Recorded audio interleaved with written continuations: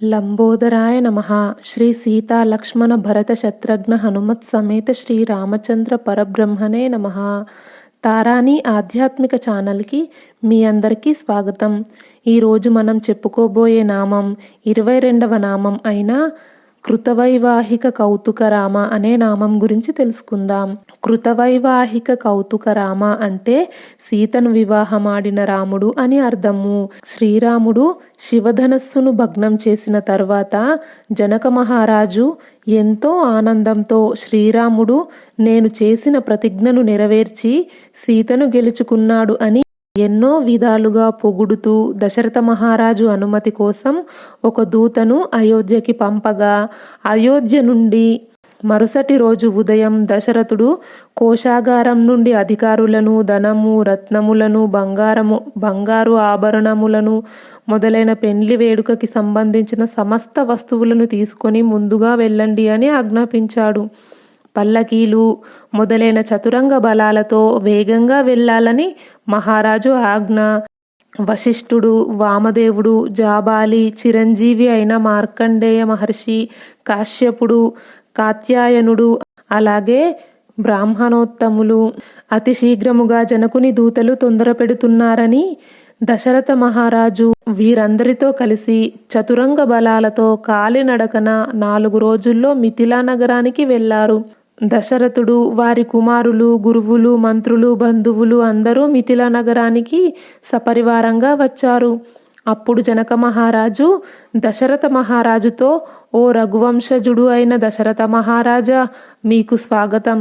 మీరు ఇక్కడికి రావడం ఎంతో ఆనందంగా ఉంది. దేవతలతో కలిసి వచ్చిన ఇంద్రునిలాగా సమస్త బ్రాహ్మణోత్తములతో కలిసి పూజ్యుడు అయిన మహా తేజస్వి అయిన వశిష్ఠ మహర్షి ఇక్కడికి రావడం మా భాగ్యము.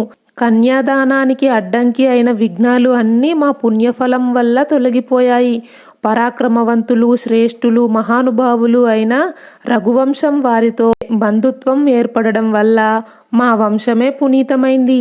ఓ దశరథ మహారాజా, రేపు సూర్యోదయానికి ఈ నా యజ్ఞం ముగిసిన తర్వాత ఋషులు చెప్పిన విధంగా కళ్యాణం జరిపిద్దాము అని ఋషుల సమక్షంలో జనకుడు పలికిన మాటలకు దశరథుడు, ఓ జనక మహారాజా, దానము స్వీకరించుట దాత నిర్ణయంపై ఆధారపడి ఉంటుంది అని నేను విన్నాను. కాబట్టి మీరు చెప్పినట్లే కళ్యాణం జరిపిద్దాము. ఆ తర్వాత శ్రీరాముడు లక్ష్మణునితో కలిసి తన తండ్రి దగ్గరకు వెళ్ళి పాదాభివందనం చేశారు. అప్పుడు దశరథుడు తన 2 కుమారులను చూసి జనకుని అతిథి మర్యాదలకు ఎంతో సంతోషించాడు. జనకుని యజ్ఞం ముగిసిన తర్వాత సీతమ్మకి, ఊర్మిళాదేవికి పెళ్లికి సంబంధించిన అంకురార్పణ వంటి శుభకార్యాలను ఆచరించారు. ఆ రాత్రి హాయిగా గడిచింది. ఉదయం యజ్ఞకర్మలు ముగిసిన తర్వాత శతానంద మహర్షితో జనకుడు, నా తమ్ముడు కుశధ్వజుడు పరాక్రమశాలి. ఇప్పుడు ఇక్షుమతి నదీ తీరంలో ఉన్న సాంకశ్య నగరంలో నివసిస్తున్నాడు. ఆ నగరానికి 4 వైపులా బురుజులు ఉంటాయి. శత్రువుల నుండి రక్షణ కోసం గొప్ప గొప్ప యంత్రములు ఏర్పరచబడ్డాయి. ఆ పట్టణము పుష్పక విమానంలాగా ఎంతో విస్తృతమైంది. పుణ్యఫలాలను ఇచ్చే ఇంద్రుని అమరావతిలాగా సుందరంగా ఉంటుంది. ఆ నగరము నుండే నా యజ్ఞానికి కావలసిన సామాగ్రి వచ్చింది. నాతో నా తమ్ముడు ఉంటే బాగుండేది అని శతానందునితో చెప్పగా కొందరు దూతలు అక్కడికి రాగానే వారిని ఆజ్ఞాపించాడు. కుశధ్వజుణ్ణి తీసుకురావడానికి వెళ్ళారు. వారి సందేశం కుశధ్వజుడు విని వెంటనే మిథిలకు వచ్చేశాడు. తన అన్న అయిన మహాధార్మికుడు అయిన జనకునికి, శతానందునికి నమస్కరించి రాజులు కూర్చునే శ్రేష్టమైన దివ్య సింహాసనాన్ని అలంకరించాడు.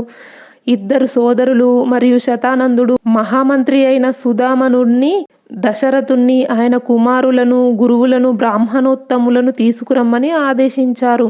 అప్పుడు దశరథుడు బంధువులందరితో కలిసి వచ్చాడు. అందరి సమక్షంలో వశిష్ఠుడు జనకునితో శ్రీరాముని వంశక్రమం వివరంగా చెప్పాడు.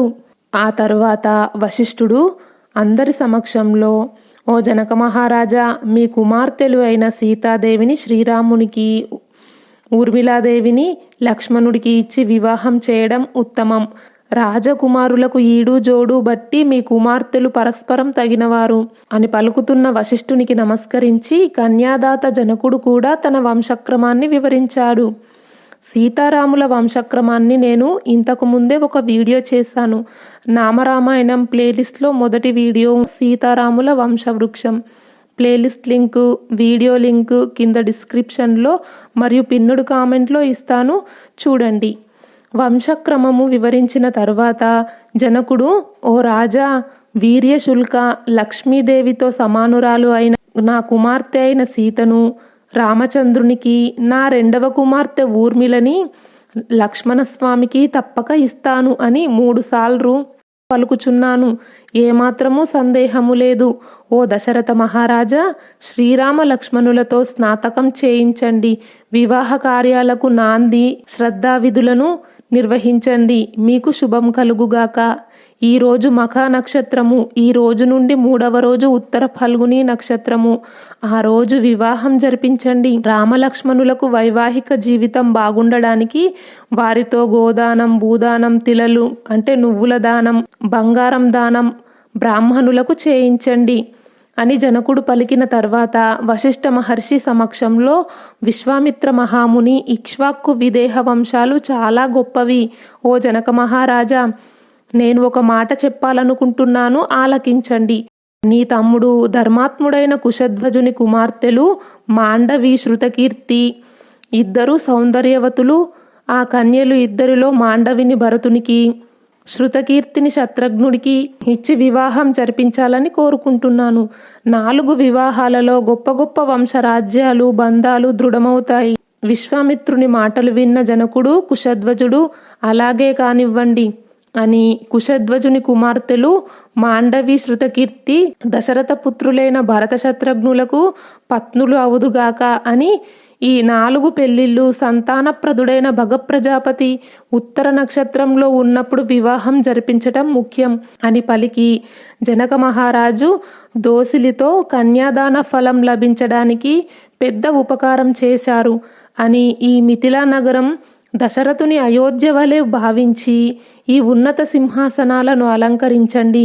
మీకు ఇక్కడ సర్వాధికారాలు కలవు, సందేహం లేదు అనగానే దశరథ మహారాజు ఎంతో సంతోషంతో, మీ ఇద్దరు సోదరులు మహాసద్గుణ సంపన్నులు, మీరు అతిథి సత్కారములతో చక్కగా గౌరవించారు, మీకు శుభములు కలుగుగాక అని నేను మా విడిదికి వెళ్తాను.